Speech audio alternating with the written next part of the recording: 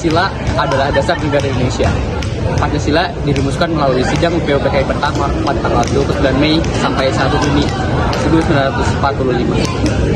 Pada awalnya, Pancasila dirumuskan oleh 4 tokoh, yaitu Soekarno, Muhammad Hatta, Mohyamin, dan juga Supomo. Hingga akhirnya dibentuk 5 rumusan Pancasila. Yang pertama, ketuhanan yang Maha Esa. Yang kedua, kemanusiaan yang adil dan beradab. Yang ketiga, persatuan Indonesia. Yang keempat, kerakyatan yang dipimpin oleh hikmat berdasarkan agama permusyawaratan perwakilan. Dan yang kelima, keadilan sosial bagi seluruh rakyat Indonesia. Sila yang pertama adalah ketuhanan yang Maha Esa.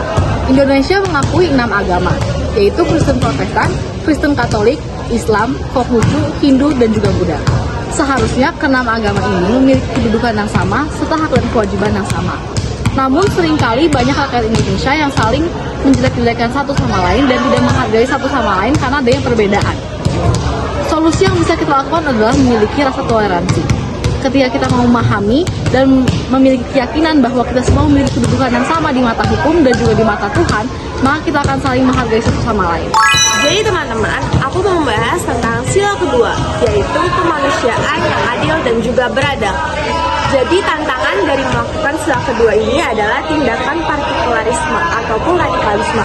Jadi kalau misalnya teman-teman belum tahu, apa sih itu partikularisme? Partikularisime sendiri adalah sikap di mana seorang individu ataupun suatu kelompok merasa bahwa ideologi ataupun nilai-nilai kelompoknya adalah yang paling benar ataupun yang paling superior. Pastinya, karena pemikiran ini, terjadinya perpecahan di suatu kelompok itu semakin massal dan semakin masif juga. Apalagi yang paling besar yaitu perpecahan di suatu bangsa. Contohnya adalah ketika kejadian G30 SPKI.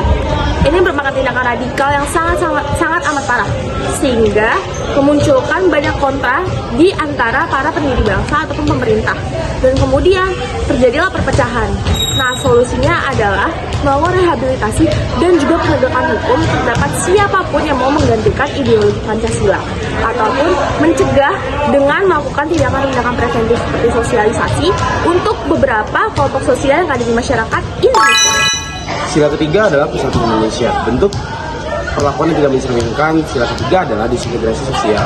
Disintegrasi sosial adalah perpecahan yang berada dalam masyarakat yang dipengaruhi oleh budaya dan ekonomi. Bentuk solusinya adalah dengan meningkatkan kesadaran dan pendidikan yang berada dalam masyarakat. Dan penerapan dalam kehidupan sehari-harinya adalah toleransi antar sesama umat manusia. 3.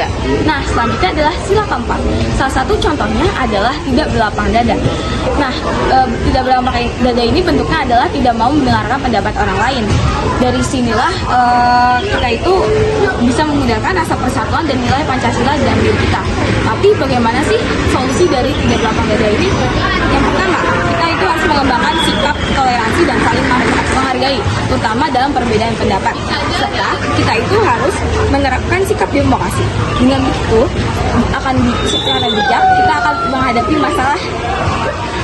Kemudian, untuk penerapan dalam kehidupan sehari-hari adalah memiliki sikap keterbukaan dalam bermusyawarah dan kesediaan menerima perbedaan pendapat serta menghormati hasil keputusan bersama. Selanjutnya adalah sila kelima, yaitu keadilan sosial bagi seluruh rakyat Indonesia. Nah, tantangan yang sering kelompok kami hadapi pada sila kelima yaitu diskriminasi. Apa sih itu diskriminasi? Menurut KBBI, diskriminasi adalah pembedaan perlakuan terhadap sesama warga negara. Nah, pembedaan ini terdiri dari beberapa aspek, misalnya seperti gender, agama, ekonomi, suku, dan masih banyak lagi. Nah, maka dari itu, apa sih solusi dari diskriminasi sendiri? Yang pertama adalah menjunjung tinggi hak asasi manusia. Yang kedua, meningkatkan jiwa persatuan dan kesatuan. Yang ketiga, membiasakan diri untuk tidak memandang orang lain dari rupanya saja atau luarnya saja. Dan yang keempat, saling menghormati dan menghargai. Maka dari itu, kita sebagai siswa harus menerapkan sila kelima, yaitu keadilan sosial bagi seluruh rakyat Indonesia. Yang bisa kita lakukan sebagai siswa di sekolah adalah membantu teman yang mengalami kesulitan, menjaga hubungan baik dengan teman-teman di sekolah, dan berteman dengan siapapun tanpa membeda-bedakan. Jadi, kesimpulannya, penerapan Pancasila merupakan hal yang harus dilakukan terus-menerus dan memerlukan komitmen dari seluruh lapisan masyarakat. Dengan melakukan penerapan Pancasila dalam kehidupan sehari-hari, diharapkan Indonesia menjadi negara yang maju, adil, dan bermartabat. Sekian, terima kasih. Wassalamualaikum warahmatullahi wabarakatuh.